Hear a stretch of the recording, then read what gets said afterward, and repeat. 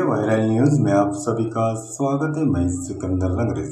जलगांव शहर पुलिस थाने की अपराध जांच टीम ने महज कुछ ही घंटों की गुप्त और गहन जांच के बाद शास्त्री नगर क्षेत्र से एक अपराध गिरोह का पर्दाफाश करने और 1,78,000 रुपये कीमत का सामान जब्त करने में सफलता हासिल की है। पुलिस के मुताबिक 11 सितंबर की रात 12:15 बजे शास्त्री नगर इलाके में संदिग्ध घूम रहे 4 आरोपियों को गिरफ्तार किया है। आप देखते रहिए इंडिया वायरल न्यूज। हमारे चॅनल को लाईक शेअर सबस्क्राईब जरूर करें। जळगाव शहर पोलीस स्टेशनचे डीबी पथक नाईट राऊंडच्या दरम्यान त्यांना खबर मिळालेली होती की एक गाडी आहे गेंदालाल मिल परिसरामध्ये संशयास्पदरित्या फिरत आहे 4 व्हीलर। त्यानंतर त्यांनी त्यांचे जे पोलीस स्टेशनचे इंचार्ज आहेत सागर शेंपी यांना सदर माहिती दिलेली होती। त्यानंतर त्यांनी प्लॅन केला की ती गाडी थांबवून त्याची विचारपूस करायची।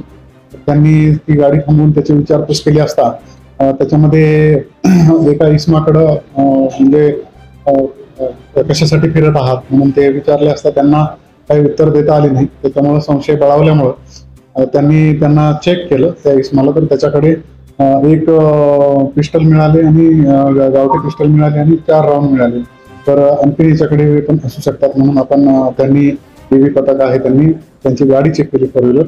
तर त्याच्यामध्ये अजून एक पिस्टल, एक खाली मॅगझिन आणि 6 राऊंड मिळालेले आहेत। अशा प्रकारे 2 पिस्टल आणि 10 राऊंड, एक खाली मॅगझिन असं त्या बेकायदेशीरपणे बाळगलेलं सदर आरोपींकडे मिळालेलं आहे।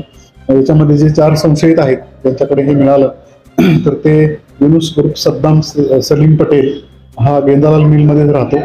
निजामुद्दीन शेख हुसेनुद्दीन शेख हा आझादनगरचा आहे।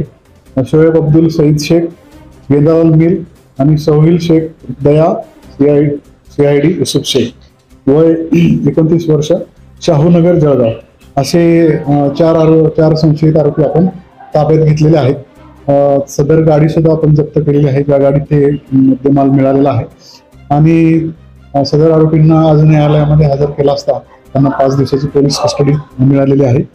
त्याच्यावरून आता पुढील तपास हा सुरू आहे। त्याच्यामधला जो सद्दाम पटेल आहे त्याच्यावर एकूण 5 गुन्हे जळगाव शहर पोलीस स्टेशनला दाखल आहे।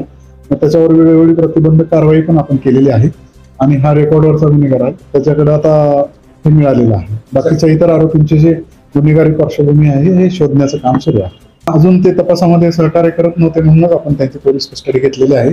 तर आता पोलीस कस्टडीमध्ये ते रिव्हील होईल की त्यांनी कशासाठी आणलेले होते आणि काय उद्देश होता।